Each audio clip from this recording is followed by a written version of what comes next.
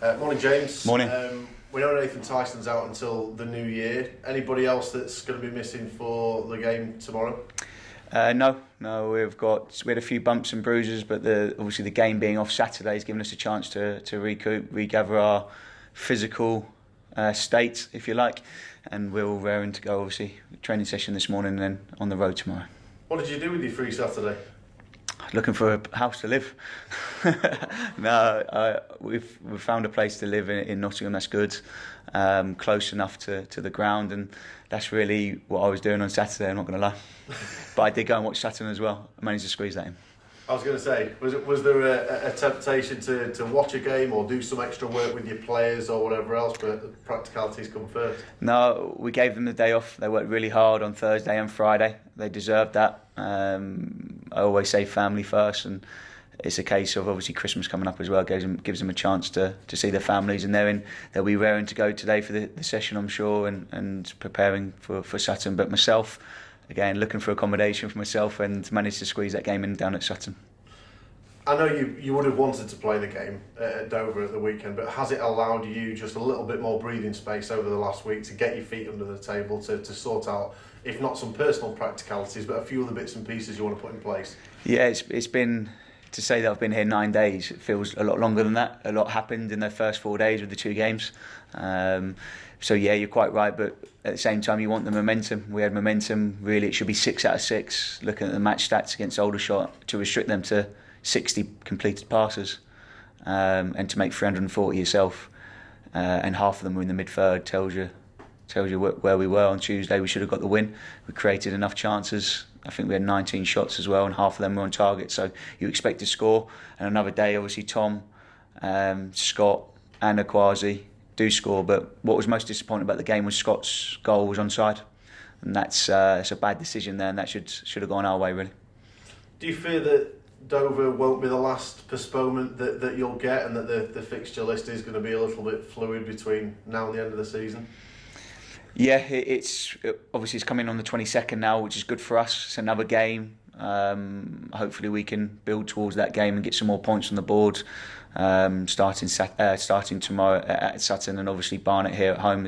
There's 2 games there that we're going all out to get 2 wins again.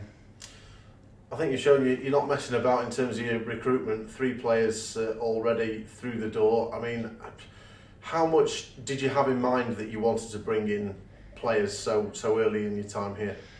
If you can improve it, and whether it's within budget or not, we'll do it. If we can improve the team, I'm always looking to improve the team, but at the same time I've got loyalty to the players that are in the change room. The players that have played have done well. We've won 1 and drew 1, so they continue to play. But obviously, like I said on last Tuesday, there'll be the younger ones looking to get out on loan to balance the books a little bit, but also it gives me a chance to see them at a good level. Unfortunately, I've got reserves and 23s here, so the only way I can do that really consistently is for those ones to go on loan, but they've got to go on loan to clubs that I'm comfortable with them going on loan, and they mirror the team they go to, mirror the way we want to play or the way I want to play. So it's important that we don't just jump at the first loan that comes up. Reserves and 23s, is that something, say, longer term that you'd like to see here? I think so, but we can't run before we can walk. It's one step at a time, but of course any club with a proper stature would want to have a 23s or reserves as such. Something I haven't spoke to really about the board about at this stage, but of course going forwards we would like to put that in place going in the future. Joel Taylor at Chester, is he somebody that you're looking to bring in? He's a good player. I've obviously seen him over the last few years. He would definitely add something to our team. He ticks a lot of boxes, the way I want to play, how far he runs, how many high intensity efforts he has, what his technical attributes are. But I've got nothing to report on that. I know there's been a lot of media speculation over the last few days, but I don't really look into that. I know what's going on behind the scenes, and I've got no update on that at the moment. Of course, Sutton United is your next challenge.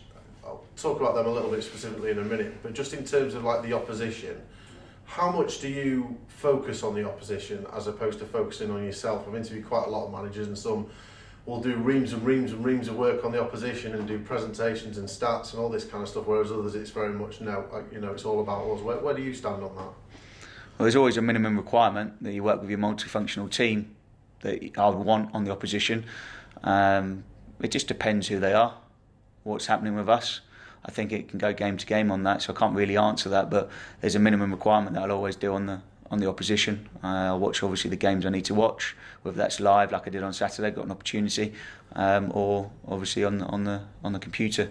I've got obviously Dan doing a great work on the analysis as well. So we collude a lot, and he's having a lot of late nights himself at the moment with me. So I think this might be a bit of a shock to Dan at the moment, to be honest. But no, he's doing really well, Dan.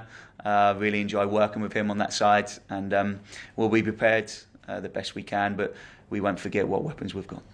How much information do you give to the players sort of collectively and individually ahead of the game, and are you sort of wary of a little bit of information overload potentially at times, particularly now as somebody that's new in the door and wanting to get your methods across?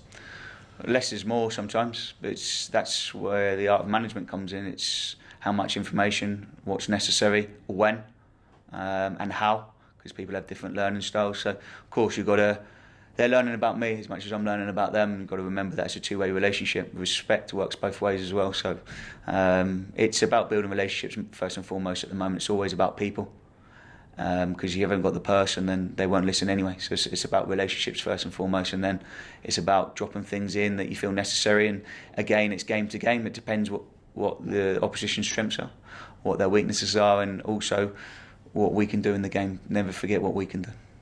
Like we said, it's early days, but from your perspective, what's the sort of biggest aspect already that you want the players individually and collectively to improve on?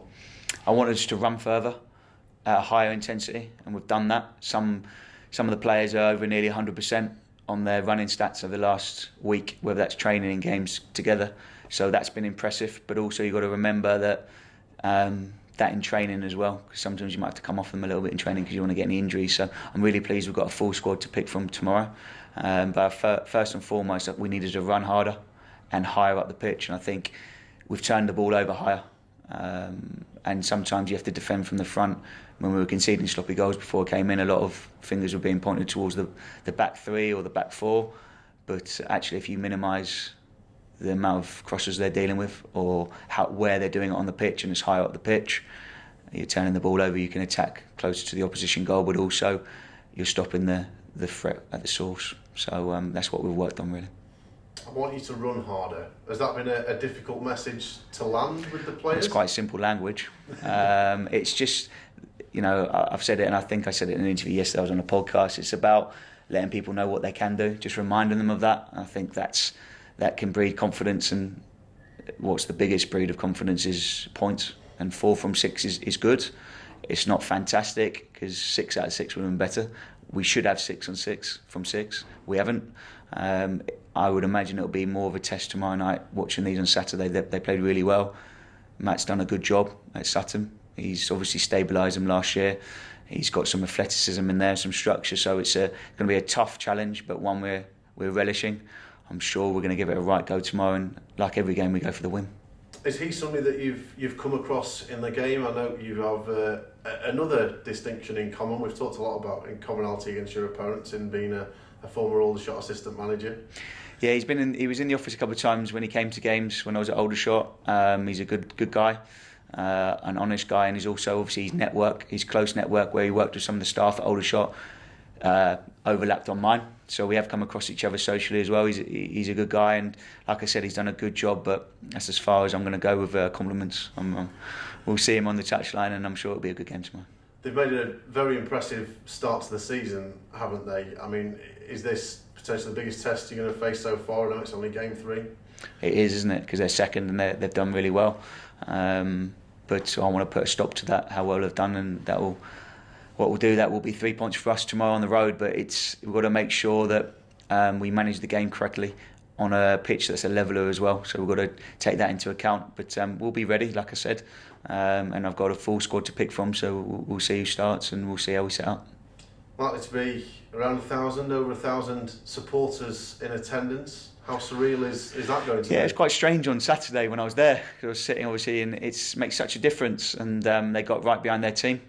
It's unfortunate the away fans can't be there. I'm sure they'd have travelled in their numbers, especially with the start I've had. So it's a shame we can't be there, but that's another thing that we'll have to manage, and I'm sure we've got enough experience in the change room to do that.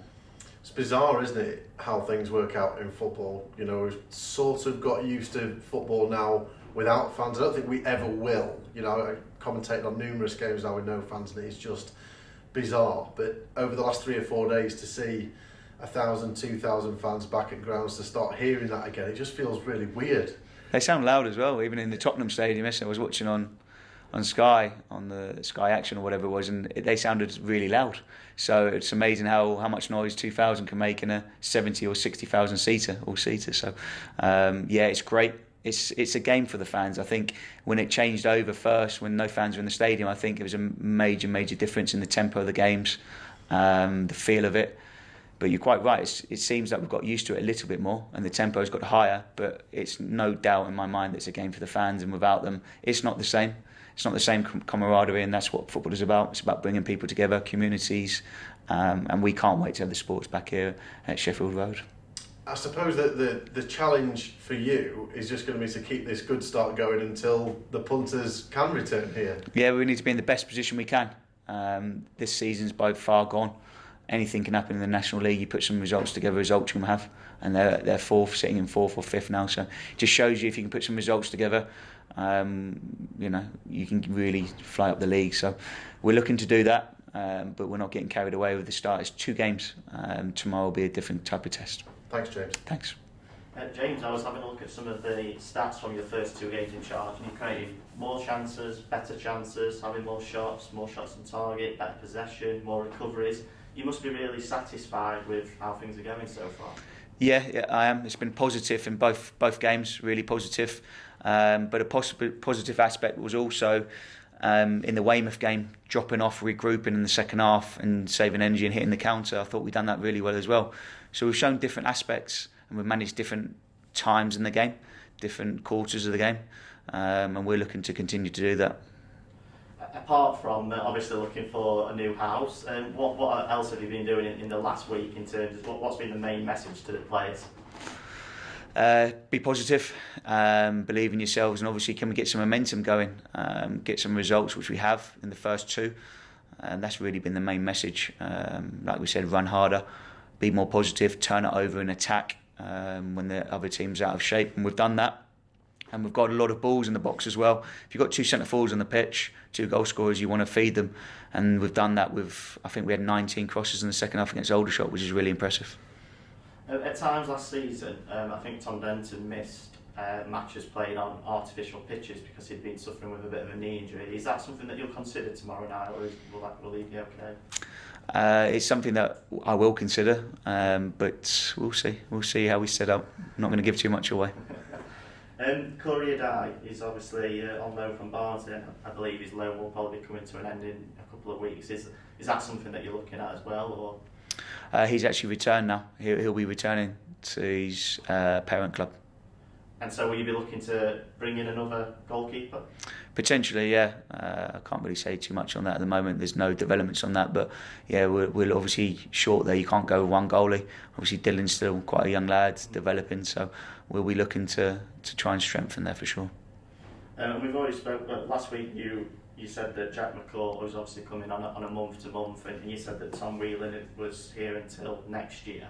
Is that till the end of this season then, or is that the following? Who, Tom? Tom Whelan. Tom's here on an 18-month deal, so he'll be here for next year for sure. Yeah. And is that the same for Asante? Yeah. And in terms of outgoings, is anyone close to leaving? No, it'll be loans. And I've got a few options on the table, but I need to make sure, I need to watch that team. I need to watch the team they're going to and make sure it fits what we're doing. It can't just be putting a youngster out on loan or whoever it is on loan and it doesn't fit. So when they come back, they're not ready for our first team. They've got to be ready to go straight into our first team if they have a good loan, a positive loan, and that's looking at it a different way. Shipping someone out on loan for monetary reasons or because it doesn't suit or got too many players is not the right reasons to ship someone out on loan. You ship someone out on loan for the right reasons, and the right reasons are that they go and have a right go on loan. They do the best they possibly can, and if they do really well, they know the door's open for them to come back and come into our team, and that's competition for places. And when you've got competition for places in a squad, that's when you get the best out of each other. will it just be the younger players going out on loan, or will you perhaps have to look at some of the guys who are a little bit older as well, accumulating perhaps a big squad, as you say? Potentially, yeah. But it's got to work both ways, like I said. So it's not just chucking someone out on loan. It's got to be right for the player, right for the club. We've already spoken about Joel Taylor. I'm going to chuck another name at you here. Another one. Another one. Let's probably sure you'll bat it back. Left Gloucester last week, George Carline. Is there anything in that one? No, nothing at the moment. Yeah, I saw that he's left. That surprised me because he's obviously a very good player. He's played at this level with Solihull. He was in the playoff team, I think, that got to the semi-finals a year and a half ago. So he's got experience at this level. He's done very well for me at Gloucester, I must admit. He's obviously in an unbeaten team when I left. So I think we played 9 or 10, and we were unbeaten, and he played every game. He played multiple positions. So he's a good player. He's a versatile player, very physical. He brings that aspect to the team, and a very good human being first and foremost. So, yeah, he would be a great coup for any team at this level, and obviously the one below. And is there anything in that, or no? Not at the moment, no. I haven't spoken to him. Thanks for your time. Thanks, cheers. The enforced break's given you a chance perhaps to train more, assess the squad, and for the new players to blend in, hasn't it? It has, yeah. It's like I said, I gave them Saturday off. They deserved that because they worked so hard on Thursday and Friday. But today will be a slightly harder session than normal, game day -1, because we've got some more in the legs. But yeah, it's given me time to sometimes you take a step back, and that gives you a better reflection. I've given me a chance to watch the games over, our games, and also gave me a chance to obviously watch Sutton live. So everything's positive, but you're quite right. I was just going to say, do you view such breaks as a positive because it's a rest and everything else, or a negative in the fact it's broken the momentum that you'd started to build? You can look at it both ways, can't you? But the fixture congestion coming up, especially with Dover on the 22nd now, it's probably done us more of a favour. Sutton are going to be a very tough nut to crack. We've pretty much played all the top clubs, I think, in current top clubs. And they've just had a 4-1 win over Solihull Moors, so they're going to be a very hard game, aren't they? Yeah, but we mustn't go over the top. You know, it's they've done well. We're not even hard. Well, I don't think are we a quarter way through the season yet? Just slightly quarter the way through the season. So I wouldn't look at the table too much until we're halfway, and then you can readjust your objectives from there. So we mustn't go over the top about them. Yeah, they've got some strengths. They've been set up well by Matt. They've got some athleticism in there, and they're very good on the counter attack. But we'll set up. But we mustn't forget what we've got. We've got some major strengths as well. So we'll be going in there looking for the win. You wasted no time in bringing in new recruits to bolster the squad. Do you feel there are still gaps to be filled? I'm always looking to improve it, but like I said, the players have done quite well. The players have picked up 4 points in 6, so they'll continue to play. And as long as we're getting results, I wouldn't need to change too much. And there's no news on who might be going out on loan? Not at the moment. I've got some options. I'll update you as soon as I know myself. But like I said, it's got to be a right fit for the club and for the player.